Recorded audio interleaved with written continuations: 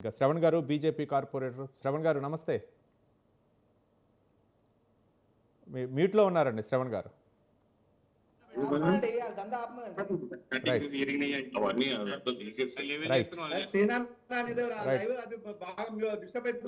Right Srinivas గారు ఒక్క నిమిషం. రైట్ శ్రవణ్ గారు నమస్తే అండి. నమస్తే. ఏంటి బీజేపీ మధ్య బీఆర్ఎస్ మీద లోపకారీ ఒప్పందం ఉందా, లేకపోతే ఈ ఎన్నికల్లో ఓట్లు ఎవరికి వేయమని చెప్తారు అనే విధంగా సీఎం రేవంత్ రెడ్డి వ్యాఖ్యానించారు. పథకాలు అయితే అమలవుతున్నాయి, కేంద్రం నుంచి నిధులు తీసుకురావడంలో మాత్రం విఫలమయ్యారు అనే విధంగా అది బీజేపీ మీద నెపం నెట్టే విధంగా రేవంత్ రెడ్డి వ్యాఖ్యానించారు. ఏ విధంగా చూడొచ్చు ఆయన వ్యాఖ్యల్ని? సార్ ముందుగా ప్యానెల్లో ఉన్నటువంటి పెద్దలందరికీ కూడా నమస్కారం. ఇప్పుడు చాలా క్లియర్ గా చెప్తా ఉన్నాను సార్. గతంలో కూడా ఇదే గోబల్స్ ప్రచారం చేసుకొని చేసి ముఖ్యమంత్రి గారు యాక్సిడెంటల్ ప్రైమ్ మినిస్టర్ ఆ రోజు ఎట్లా యాక్సిడెంటల్ చీఫ్ మినిస్టర్ తెలంగాణగా మారిపోయినారు ఆయన. ఏ బీజేపీ బీఆర్ఎస్ ఒకటి ఏ ఊకదంతూ ఉపన్యాసం ఇంకెన్ని రోజులు చేస్తారండి. ఆ రోజు ఏమన్నారు, కవిత గారిని అరెస్ట్ చేయలేదు, అందుకే మీరంతా ఒకటే అన్నారు. తర్వాత మరి అరెస్ట్ చేసి మేము నిజంగా రాజకీయంగా లబ్ధి పొందాలి అనుకుంటే కవిత గారు అరెస్ట్ నిజంగా మేము ఇన్వెస్టిగేటివ్ ఏజెన్సీస్ ని ఇన్ఫ్లుయెన్స్ చేయాలి అనుకుంటే ఎలక్షన్స్ ముందే కవిత గారు అరెస్ట్ అవుతుండే కదా. బీజేపీకి అప్పుడు భారీగా సీట్లు తెలంగాణ రాష్ట్ర కాంగ్రెస్ పార్టీ అధికారంలో రాకపోతుండే కదా, బీజేపీని వస్తుండే కదా. మరి ఇప్పుడు మేము కాంగ్రెస్ తో కలిసి ఉన్నట్టు టీఆర్ఎస్ తో కలిసి అంటే నోటికి వచ్చింది మాట్లాడటము, ఎట్లా పడితే అట్లా మాట్లాడడం అనేది ముఖ్యమంత్రి గారు ఈ రోజు ముఖ్యమంత్రి గారి స్థాయిలో ఉన్నారు. చాలా డీసెంట్ గా డిగ్నిఫైడ్ గా పని మీద మాట్లాడాలి. మీరు ఇచ్చినటువంటి 420 హామీలు ఏవైతే ఉన్నాయో వాటిని నెరవేర్చే పనిలో పడకుండా 420 పనులు చేస్తా ఉన్నారు ఈ కాంగ్రెస్ పార్టీ వాళ్ళు. నేనేమడుగుతున్నా సార్, అన్ని డైవర్షన్ పాలిటిక్స్ హైడ్రా. నేను అడుగుతున్నా సార్, ఇందాక అడిగారు కదా, మరి ఎమ్మెల్సీ ఎన్నికల్లో టీఆర్ఎస్ పార్టీ పోటీ చేయకపోతే మాకేంటి సార్ సంబంధం? నేను అడుగుతున్నా. జిహెచ్ఎంసీ స్టాండింగ్ కమిటీ ఎలక్షన్స్ జరిగిన మొన్ననే కాంగ్రెస్ పార్టీ మద్దతుగా బీఆర్ఎస్ పార్టీ పోటీలోనే పెట్టలేదు. మరి మొన్నటి వరకు ఎంఐఎం తో షేరింగ్ లో ఉన్నటువంటి బీఆర్ఎస్ పార్టీ 7-8 రేషియో, అంటే 8 బీఆర్ఎస్ కి 7 ఎంఐఎం కుంటే ఇప్పుడు 8 ఎంఐఎం కి ఇచ్చి 7 కాంగ్రెస్ కి ఇచ్చారండి. పోటీయే పెట్టలే. మెజారిటీ వీళ్ళది మేయర్ క్యాండిడేట్ వీళ్ళ అయి ఉండి పోటీ కూడా పెట్టలేదు. మరి ఇప్పుడు బీఆర్ఎస్ వాళ్ళు కాంగ్రెస్ వాళ్ళు కలిసిపోయినట్ట, లేకపోతే బీజేపీ బీఆర్ఎస్ వాళ్ళు కలిసిపోయినట్ట? అంటే నోటికి ఎంత వస్తే అంత మాట్లాడటము, ఎట్లా పడితే అట్లా అవాస్తవాలు చెప్పడము, ప్రజలను డైవర్షన్ ట్యాగ్. ఒక రోజు హైడ్రా, తెల్లారులేసి హైడ్రా అంటాం. వారి ముఖ్యమంత్రి గారి తమ్ముడికి అయితే నోటీసు రాదు, మిగతా వాళ్ళందరికీ నోటీసులు వస్తాయి. పేద ప్రజలందరూ భయభ్రాంతులకు గురవుతారు.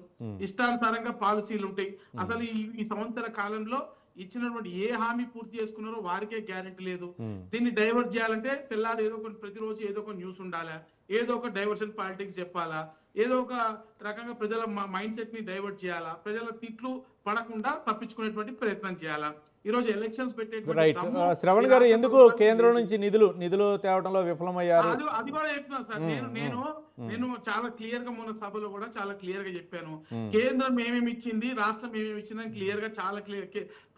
అసలు ప్రతి రూపాయి, వైకుంఠ ధామాల నుంచి స్ట్రీట్ లైట్లు, మీకు సిమెంట్ రోడ్ల నుంచి మొదలుపెట్టి ప్రతి రూపాయి కేంద్ర ప్రభుత్వం నుంచి వస్తుంది. సర్పంచుల ఖాతాలో వేసిన రూపాయలు కూడా డైరెక్ట్ గా దొంగతనం చేసినటువంటి ప్రభుత్వ చరిత్ర, గత ప్రభుత్వ చరిత్ర.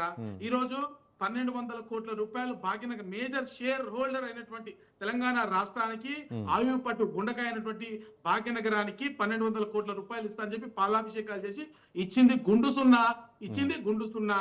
ఈ రోజు రాష్ట్ర ప్రభుత్వం నుంచి లోకల్ బాడీస్ కి రావాల్సినటువంటి ప్రాపర్టీ ట్యాక్స్ డబ్బులు ఇచ్చింది గుండు సున్నా.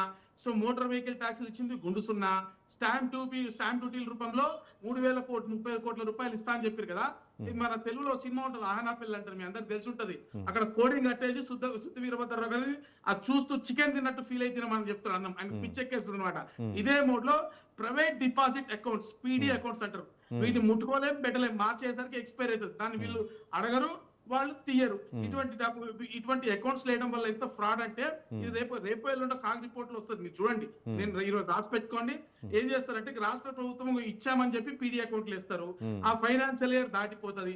ఆ లాస్ట్ ఇయర్ లో ఇచ్చినట్టు ఖర్చు వాళ్ళు చూపిస్తారు, నెక్స్ట్ ఇయర్ ఆటోమేటిక్ గా రివర్ట్ అయిపోతాయి అకౌంట్స్. ఇట దొంగ లెక్కలు, ప్రజాపాలన పేరుతోటి మొత్తము లోకల్ బాడీ స్టాఫ్ ని రోడ్డు మీద తీసుకొచ్చి పేపర్లెస్ ట్రాన్సాక్షన్స్ జరగాల్సిన ఈ రోజుల్లో, ఆన్లైన్ అప్లికేషన్ తీసుకోవాల్సిన ఈ రోజుల్లో పేపర్ల మీద అప్లికేషన్ తీసుకుంటామని చెప్పి సిబ్బందిని మొత్తం రోడ్డు మీద తీసుకొచ్చిర్రు, ప్రజలను రోడ్డు మీద తీసుకొచ్చిర్రు.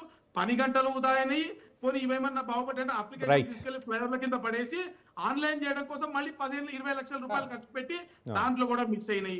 ఈ రోజు రేషన్ కార్డులు ఇవ్వట్లేదు, పెన్షన్లు ఇస్తలేరు, స్కూటీలు ఇస్తలేరు, నిరుద్యోగ భృతి ఇస్తలేరు, రైతు బంధు ఇస్తలేరు. ఏ ఒక్కటి కూడా తులం బంగారం. హామీ ఏది కూడా తులం బంగారం. రైట్ చేతగాక చవట దద్దమ్మగా మారేటువంటి ప్రభుత్వం ఇటువంటి డ్రామాలు చేస్తుంది తప్ప రైట్ ఇంకోటి కాదు. రైట్ శ్రవణ్ గారు, బీజేపీ కార్పొరేటర్ శ్రవణ్ గారు. సార్ నా రిక్వెస్ట్ ఒక 2 నిమిషాలు నాకు అవకాశం ఇవ్వండి. మాట్లాడు. వాళ్ళ విషయం మాట్లాడుతున్నా నాకు ఇబ్బంది లేదు కానీ ఎందుకంటే వాళ్ళు కొన్ని పాయింట్స్ రేస్ చేశారు కాబట్టి పాయింట్స్ రేజ్ చేశారు. నిన్న ముఖ్యంగా రేవంత్ రెడ్డి వ్యాఖ్యానించినట్టు పాయింట్లు రేజ్ అవుతూనే ఉంటాయి కానీ రేవంత్ రెడ్డి వ్యాఖ్యానించినటువంటి ఆ పాయింట్ల మీదే మాట్లాడండి మీరు. ఎందుకంటే కేంద్రం నిధులు ఇవ్వలేదు, మెట్రో కారిడార్కి నిధులు ఇవ్వలేదు, రైట్ రైట్ మాట్లాడండి. నేను ఏమంటున్నా అంటే సార్ ఇందాక ఒక క్వశ్చన్ అడిగారు అన్న, ఏమన్నారు బండి సంజయ్ గారి పోర్ట్ఫోలియో ఏందో. బండి సంజయ్ గారి పోర్ట్ఫోలియో నాకు చాలా బాగా తెలుసు.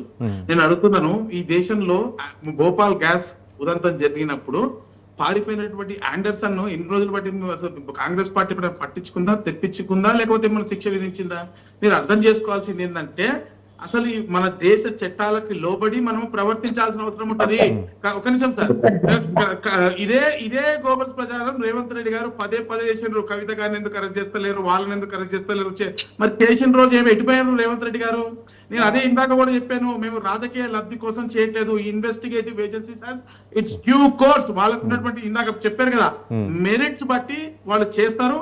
ఖచ్చితంగా ఎప్పుడు తీసుకురావాలో అక్కడ తీసుకొస్తారు. కాబట్టి దాని గురించి మీరు ఏం తొందరపడకండి. ఖచ్చితంగా ఎవరు ఎప్పుడు చట్టం తీసుకుంటారు. ఒక నిమిషం అన్న, రమేష్ గారు ఒక్క నిమిషం. 2 మీరు ఇందాక అన్నారు మీరు 152 కేసులు జయరాం గారి మీద అన్నారు కదా. నేను అడుగుతున్నాను అదే ఇట్లనే టిఆర్ఎస్ పార్టీలో మా మీద కేసులు మాత్రమే పెట్టిరు, కానీ రేవంత్ రెడ్డి పార్టీ కాంగ్రెస్ పార్టీ వచ్చిన తర్వాత మమ్మల్ని జైలుకు పంపించారు. చెంచల్ కూడా జైల్లో కటకటాలు లెక్క పెట్టి వచ్చిన కేవలం ప్రజా ఉద్యమాలు చేసిన కారణంగానే. కేసీఆర్ ప్రభుత్వం కేసులు పెడితే రేవంత్ రెడ్డి గారి ప్రభుత్వం ఇంకో స్టెప్ వేసి జైల్లో కూడా పంపించింది. ఇదే నేను చెప్పదలుచుకున్నా. 3 తిరుపతి రెడ్డి గారిని జయరామ్ రైట్ గా అన్నారు అంటే వాళ్ళకి కావాల్సిన వాళ్ళకేమో నోటీసులు ఇచ్చి కోర్టుకు పోయేటువంటి ఫెసిలిటీ ఇస్తా ఉంది ఈ ప్రభుత్వము. వాళ్ళు పేద ప్రజల విషయానికి వస్తే మాత్రము నిర్దాక్ష్యంగా మా బీజేపీ కార్పొరేటర్ ఉంటారండి మైలార్దేవరపల్లిలో ఫ్యాక్టరీని కూలగొట్టడమే కాకుండా దాంట్లో కోట్ల రూపాయలు విలువ చేసే ఎక్విప్మెంట్ ఉంటే ఒక 4 గంటల టైం ఇవ్వమంటే పైశాచికంగా బుల్డోజర్లను మీదకి ఎక్కించి మిషనరీ డ్యామేజ్ చేసారు. దానిపైన కోర్టులో కేసు కూడా నడుస్తుంది. ఇంత దౌర్భాగ్యమైనటువంటి కక్ష సాధింపు చేసేటువంటి ప్రభుత్వం ఒకటి. 2 సరే ఇప్పుడు ఈ రోజు ఇందాక అందరికి ఏం చేసిరని నేను చెప్తా.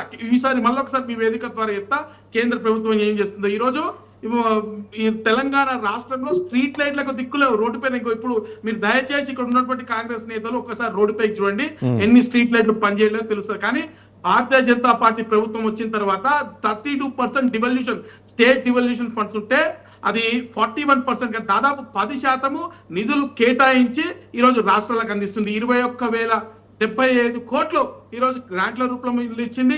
5,336 కోట్లు రైల్వే అభివృద్ధి కంటే యూపీఏ హయాంతో పోల్చుకుంటే 20% ఎక్కువ. ఇన్ఫ్రాస్ట్రక్చర్ కోసము దాదాపు 3,000 కోట్ల రూపాయలు ఇస్తోంది. ఈ రోజు inner outer regional ring road ఏదైతే కడతా ఉన్నారో ల్యాండ్ అక్విజిషన్ తో సహా పూర్తి స్థాయిలో ఖర్చు దాదాపు 20,000 కోట్ల రూపాయలు కేంద్ర ప్రభుత్వం భరిస్తా ఉంది. అలాగే రైల్వే, రోడ్డు, విమానయానం కోసం దాదాపు 30,000 కోట్ల రూపాయలు ఇచ్చారు. జాతీయ రహదారుల కోసం 16,000 కోట్ల రూపాయలు ఇచ్చారు. తెలంగాణ విద్యుత్, ఇంధన, నీటిపారుదల శాఖ కోసము 11,000 కోట్ల రూపాయలు ఇచ్చారు. గ్రామాల పట్టణాభివృద్ధి కోసము 6,000 కోట్ల రూపాయలు ఇచ్చారు. ప్రధానమంత్రి ఆవాస యోజన కోసము 2,000 కోట్ల రూపాయలు ఇచ్చారు. అంటే ప్రతి ఇంటికి దాదాపు వినండి ఒక్క నిమిషం, వ్యవసాయం కోసం 6,000 కోట్ల రూపాయలు ఇచ్చారు. ఆరోగ్యం కోసం 6,000 కోట్ల రూపాయలు. అంటే ఇప్పుడు మీరు కడుతున్నటువంటి బస్తీ దవాఖాన ఆర్భాటంగా ఓపెన్ చేస్తున్నారు కదా, కేటీఆర్ గారు వీరందరూ ఓపెన్ చేశారు కదా. పూర్తిగా నేషనల్ హెల్త్ మిషన్ తోటి కేంద్ర ప్రభుత్వం ఇచ్చేటువంటి డబ్బులు, ఆశా వర్కర్లకు ఇచ్చే డబ్బులు కూడా కేంద్ర ప్రభుత్వం ఇచ్చేది. ఈ రోజు విద్యా క్రీడల కోసము 5,000 కోట్ల రూపాయలు ఇచ్చారు. ఎంఎస్ఎంఈ పథకాల కోసము 2,000 కోట్ల రూపాయలు ఇచ్చారు. అగ్రిగా అట్లాగే స్కిల్ డెవలప్మెంట్ ప్రోగ్రామ్స్ కోసం 1000 కోట్లు ఇచ్చారు. మహిళల కోసం 4,000 కోట్ల రూపాయలు ఇచ్చారు. విపత్తు నివారణ కోసము 3,000 కోట్ల రూపాయలు ఇచ్చారు. ఇంకా పెద్ద లిస్టు చెప్పమంటే స్టేట్ ఫైనాన్స్ కమిషన్ గ్రాంట్స్ లో మీరు ఇచ్చిన రమేష్ గారు, ఒక్క రూపాయి నిమిషం. గుండు సున్నా, Right. గుండు సున్నా, గుర్తుపెట్టుకోండి. Right. ఇది నేను ఇంకా మీకు మీ కోపిక లేదు. మీ కేంద్ర ప్రభుత్వం ఎంత రవి. ఇచ్చిందో ఇంకా 10 రైట్, నిమిషాలు మీ దగ్గరకు వస్తున్నా జయరామ్ 10 గారు. నిమిషాలు వివరించే సత్తా నాకుంది, వినే ఓపిక మీకుందని రైట్ రైట్ రైట్, శ్రవణ్ గారు, ఒక్క నిమిషం. Right. తెలుసా ఇవన్నీ లెక్క మీకు? Right. పసుపు పొడి ఇచ్చింది ఎవరండి? ఫెర్టిలైజర్ ఫ్యాక్టరీ కట్టించింది ఎవరండి? బ్యాగ్లైన్ ఫ్యాక్టరీ కట్టింది ఎవరండి? Right. సమ్మక్క సారక్కను జాతీయ ఫెస్టివల్ గా డిక్లేర్ చేసింది ఎవరండి? Right. గిరిజన యూనివర్సిటీ వచ్చింది శ్రవణ్ గారు. ఎవరండి? Science Right. యూనివర్సిటీ కోసం అడిగింది ఎవరండి? Right. ఏం మాట్లాడుతున్నారండి? Right. ఏం వచ్చింది ఎవరండి? ఏం మాట్లాడుతున్నారు? Right. కేంద్ర మీలే ఇచ్చింది మీకు.